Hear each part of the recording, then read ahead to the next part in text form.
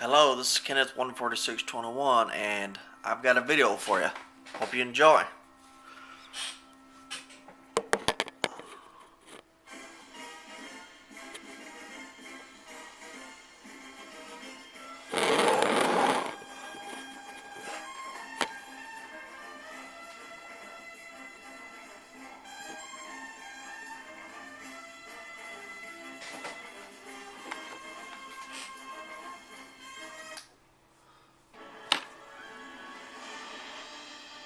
Dallas Cowboys, who failed to find victory in their first NFL season, open their second with a tough assignment. Christmas sack!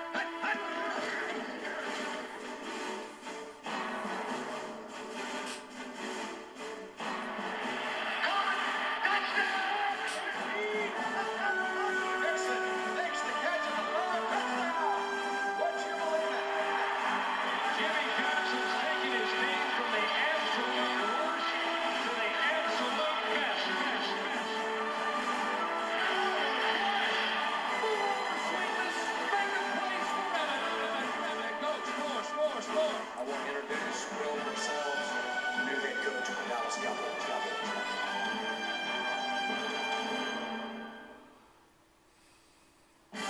By the end of the 1950s, the NFL was ready to grow beyond its 12 existing teams. After lengthy debate, the league chose Dallas for its first expansion market, awarding the franchise to millionaire Clint Murkison.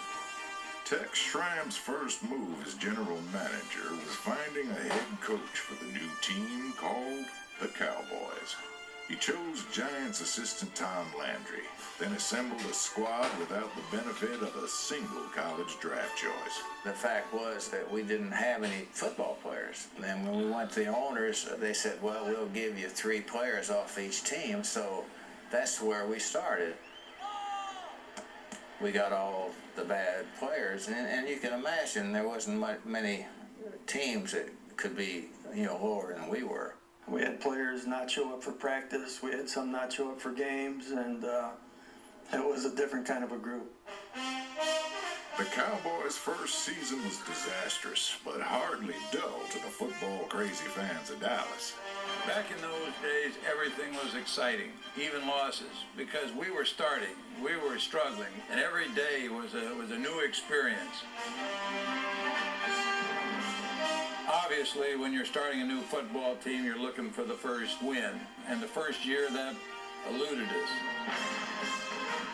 That year when we got a tie, that was a big accomplishment. That was the same as one of the biggest victories that we might have had in a Super Bowl or anything, because we had finally done something other than lose.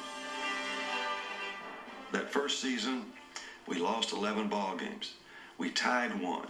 Deep down, we all like to pull for the underdog too. So I think there was a spark of interest that started there from that first year. On opening day of year 2, the Cowboys earned their first victory. In year 3, they became the first NFL team ever to post a pair of 100-yard plays in the same game.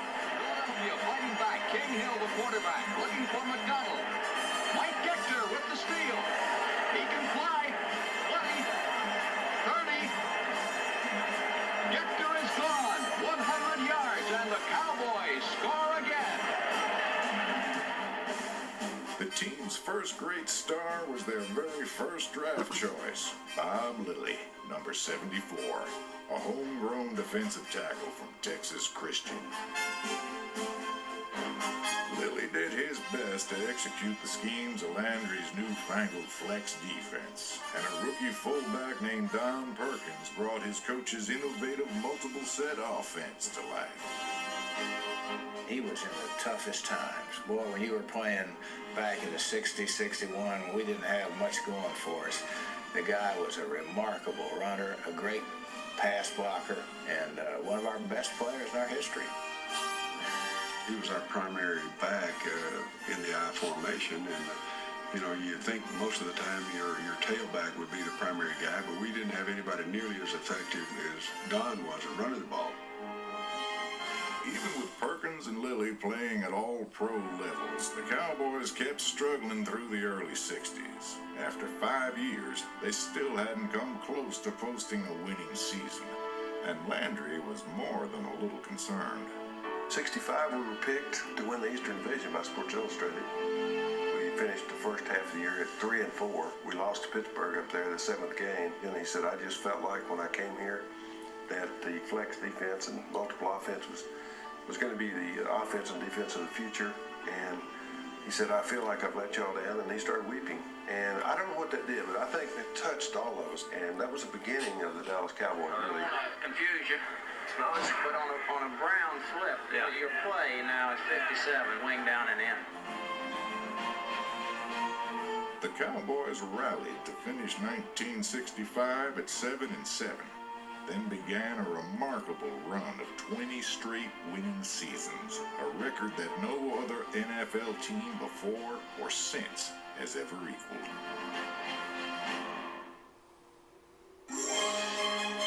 By 1966, Sunday afternoons at the Cotton Bowl had become the hottest ticket in Big D. The Cowboys established themselves as the class of the Eastern Conference, posting the first winning record in franchise history. The aptly named Doomsday Defense emerged as one of the league's best, boasting such stars as linebackers Leroy Jordan and Chuck Howley. In the secondary, future Hall of Famer Mel Renfro, number 20, was on his way to becoming the Cowboys' all-time leading interceptor. And to this day, Renfro still holds the Dallas record for kickoff return average and touchdowns. But while Renfro used his sprinter speed to break open games and break up pass plays, he was a virtual slowpoke compared to former Olympic gold medalist Bob Hayes. Many great track names have sought football fame, but Bob Hayes is a football player who just happens to be the world's fastest living human. What we were looking for at that time is to separate ourselves from the rest of the pack, and the thing that made us separate is the speed of a Bobby Hayes. Bobby brought a trump card to the game in that, hey, you better be aware that guy out there is different. Bob Hayes had a huge impact on the way the game was played in the 60s. As a matter of fact, the way it's played today. He didn't redefine a position. He changed an entire game. Your defensive back would say, I can't cover Hayes. I can't cover. You know that. If you call a blitz, I'm finished. Hayes was the Cowboys' ultimate weapon. Quarterback Don Meredith was the ultimate leader. Wings zig out. We're cutting them. I'll tell you what, let's just group together. Everything's going all right. We're just making some mistakes, and those things, we'll get them over with. We're going to whip them. We're going to whip them. He always had his finger on the pulse of the team, on everybody, from the offense to the defense, to the star player to the last guy on the bench. He cared about everybody. And I believe part of it was cunning. Part of it was just pure, sheer animal cunning, knowing that a team didn't win unless you did that.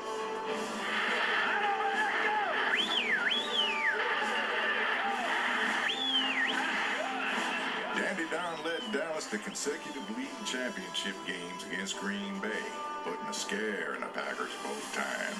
Long one, and it is complete to Frank Clark. And Clark takes it into the end zone. Meredith on a pitch out to Reeves. This one is going to be a halfback option. Ritz on the ball by himself, takes it in for the touchdown as the Packers were caught napping. There you have it. There's the first part of the history of the Dallas Cowboys. As it says on there, when the Cowboys started winning, they posted a record 20 winning seasons together.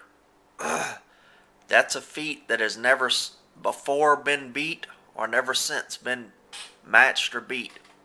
So the Cowboys is one of the best franchises in the NFL. That's why I'm doing this video on the history of the Dallas Cowboys.